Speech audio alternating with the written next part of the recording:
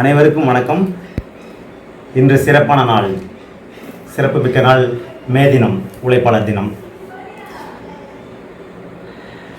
பேருந்து நிறுத்தத்தில் கடைவீதி ஓரமாக கொஞ்சமாக ஒரு கீரை கட்டை வச்சுக்கிட்டு இருட்டுறதுக்குள்ளே அதை எப்படியாவது விற்றுட்டு வீட்டுக்கு போகணுமே, அன்னைக்கான செலவுக்கு ஆகுமே அப்படின்னு காத்துட்டு இருக்கிற பாட்டியாக இருக்கட்டும், பள்ளிக்கூடத்துக்கு முன்னாடி ஒரு சின்ன சாக்கை விரித்து போட்டு மிட்டாய்களை வச்சுக்கிட்டு குழந்தைகளுக்கு விற்றுக்கிட்டு மிட்டாய் மாங்காய் இதெல்லாம் கொடுத்து தன்னுடைய உழைப்பை கொடுத்து கொண்டிருக்கக்கூடிய பாட்டியாக இருக்கட்டும். அந்த பாட்டிக்கு ஒரு கவிதை ஒன்று ஹைக்கும் ஞாபகம் வருது. கோடை விடுமுறை சோகமாக வீடு திரும்புகிறாள் மிட்டாய் பாட்டி.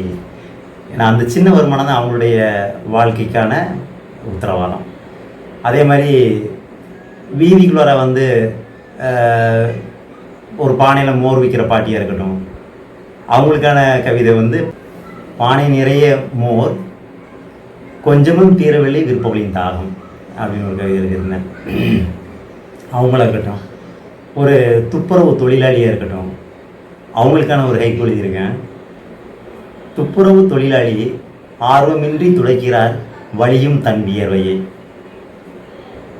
அந்த மாதிரி தன்னுடைய நெத்திலேருந்து வழிகிற வேர்வையை கூட பொருட்படுத்தாமல் தன்னுடைய உழைப்பை கொடுத்து கொண்டிருக்கக்கூடிய நிறைய மக்களை பார்க்குறோம்.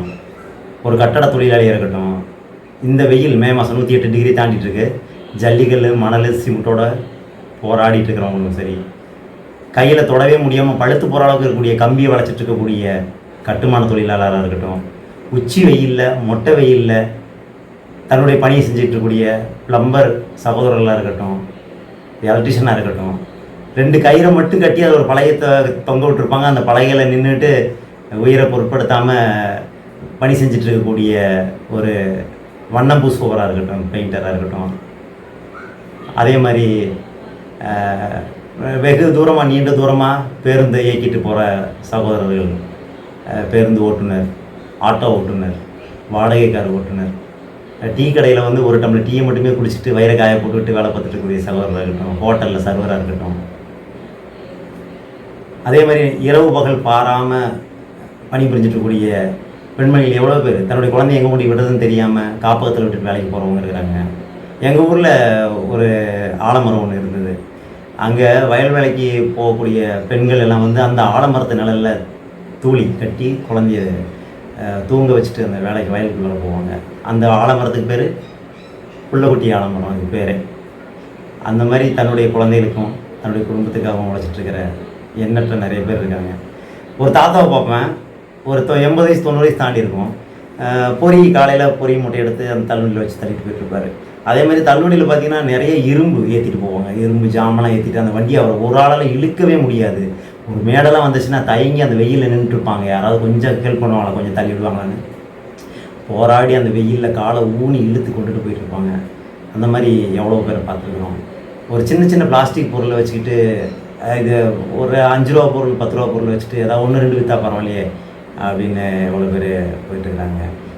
அந்த மாதிரி இருக்கிறவங்களுக்கு போட்டோம். அதே மாதிரி நம்ம தீயணைப்பு துறையினர் தன் உயிரையும் பொருட்படுத்தாமல் வெள்ளம், ஆற்று வெள்ளம், கிணறு, இடிபாடுகளுக்கு சிக்கின எத்தனையோ உயிர்களை காப்பாற்றுறவங்க, காவல்துறை அதிகாரிகள் எவ்வளோ பேர் தண்ணி இல்லாத ஒரு நெடுஞ்சாலை ஓரத்துலலாம் நின்றுட்டுருப்பாங்க காவல் பணியில்.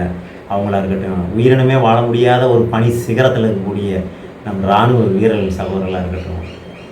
அதே மாதிரி நம்ம மருத்துவத்துறையில் நேரங்காலம் பார்க்காம ஒரு சின்ன ஒரு விபத்து எதுனாலுமே தூக்கத்தையும் மறந்து எந்த நேரம்னாலுமே எந்திரிச்சு நான் செயல்படுறேன் அப்படிங்கிற மருத்துவர்களாக இருக்கட்டும், எந்த ஒரு அருவறுப்புமே இல்லாமல் உயிர்களை காப்பாற்றக்கூடிய செவிலியர்களாக இருக்கட்டும், எண்ணற்ற மக்கள் தன்னுடைய வாழ்க்கை ஓட்டத்தை தன் குடும்பத்துக்காகவும் தனக்காகவும் நம் நாட்டுக்காகவும் உலகத்துக்காகவும் வேறுடைய சிந்தி உழைத்து கொண்டிருக்கிறார்கள்.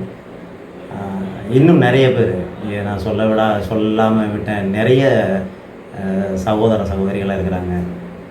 அத்தனை உறவுகளுக்கும் தன் உழைப்பால் இந்த உலக பந்தை அழகாக சுழற்றி கொண்டிருக்கும் அத்தனை உறவுகளுக்கும் எனது நெஞ்சார்ந்த நன்றிகளையும் மே தின உழைப்பாளர் தின நல்வாழ்த்துக்களையும் தெரிவித்துக் கொள்கிறேன். பாசமுடன் பாரத். அனைவருக்கும் வாழ்த்துக்கள். நன்றி.